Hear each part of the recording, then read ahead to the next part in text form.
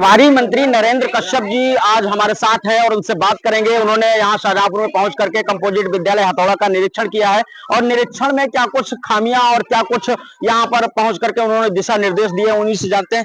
आज सर शाहजहांपुर पहुंचे हैं आपने निरीक्षण भी किया है और समीक्षा बैठक भी किया है, क्या कुछ दिशा निर्देश? 2 दिनों से प्रभारी मंत्री के रूप में शाहजहांपुर के प्रवास पर उपस्थित हूँ।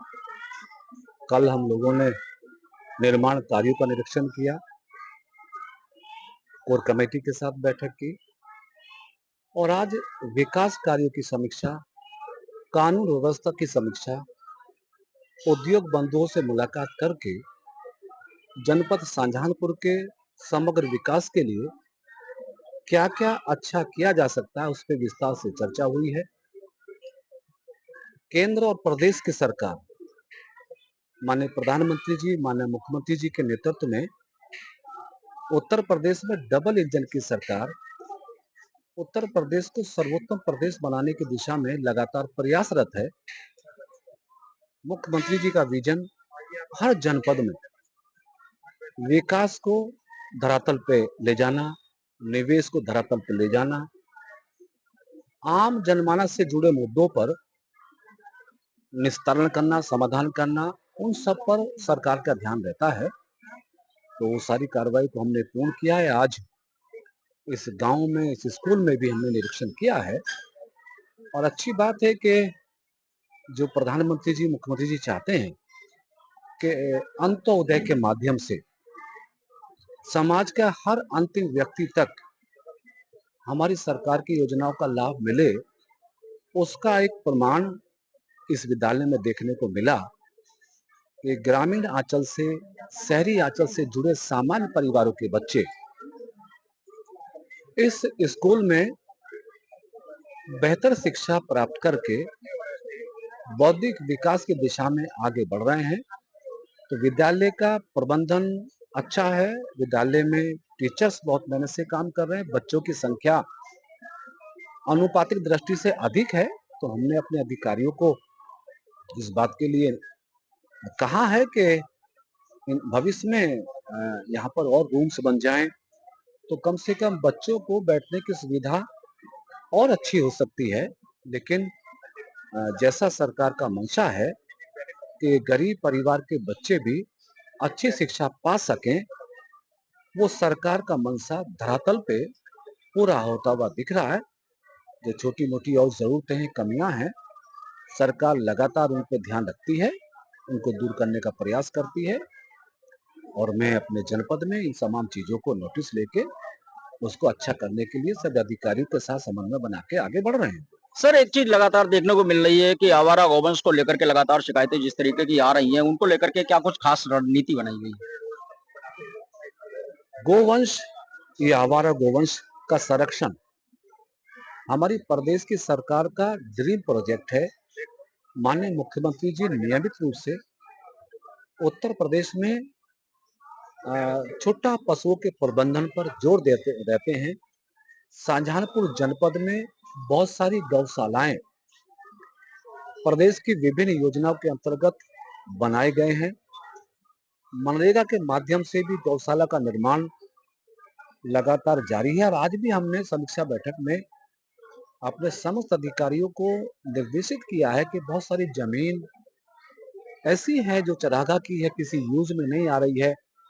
अगर गो वंशों को या छोटा पशुओं को उसमें संरक्षित किया जा सकता है तो उसमें विचार किया जाए। लेकिन अच्छी बात है, पूरे प्रदेश में शाहजहांपुर में भी छोटा पशुओं की जो सड़कों पर चहलकदमी थी वो कम हुई है। काफी कम पशु मुझे लगते हैं कि अब सड़कों पर हैं।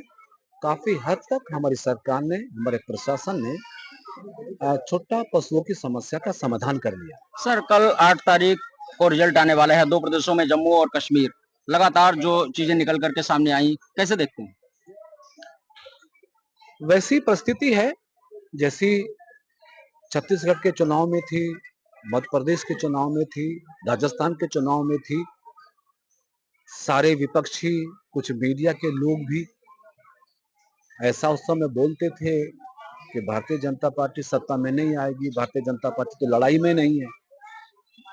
लेकिन जब परिणाम निकला तो उन तीनों प्रदेशों में प्रचंड बहुमत की सरकार भारतीय जनता पार्टी को बनाने का मौका मिला। कल का दिन भी वैसा ही होने वाला है। हरियाणा और जम्मू कश्मीर में भारतीय जनता पार्टी ने पूरे मनोयोग से जनता के व्यापक समर्थन से बेहतरीन चुनाव लड़ा है। और चूंकि जम्मू कश्मीर में ऐतिहासिक फैसले प्रधानमंत्री जी के माध्यम से, खासतौर से अनुच्छेद 370 और 35A को लेकर लिए गए, इसलिए संपूर्ण जम्मू कश्मीर में पहली बार वोट प्रतिशत सामान्य प्रदेशों से भी अधिक जम्मू कश्मीर में हुआ है। जम्मू कश्मीर के मतदाता का उत्साह देखते ही बन रहा था जब कल बहुत सारी विजुअल्स हम लोगों ने देखे। और हरियाणा में चूंकि लगातार हमारी 10 सालों से सरकार ने परफॉर्मेंस दी है और हमारे हरियाणा प्रदेश के माननीय मुख्यमंत्री नायब सिंह सैनी जी ने 55 दिनों में हरियाणा की तस्वीर में बहुत बड़ा बदलाव किया है, तो मुझे लगता है कि दोनों प्रदेशों में भारतीय जनता पार्टी सरकार बनाने जा रही है। सर, एक ट्विटर वार चल रहा है सपा की तरफ से और प्रदेश सरकार के जो मंत्री हैं उनको लेकर के, जो ऊर्जा मंत्री हैं, तो उनके बीच में एक ट्विटर वार चल रहा है। उसको लेकर के जो जिस तरीके की भाषा शैली का प्रयोग किया जा रहा है, कैसे मानते हैं, कैसे देखते हैं उसको? भारतीय जनता पार्टी धरातल पे काम करती है।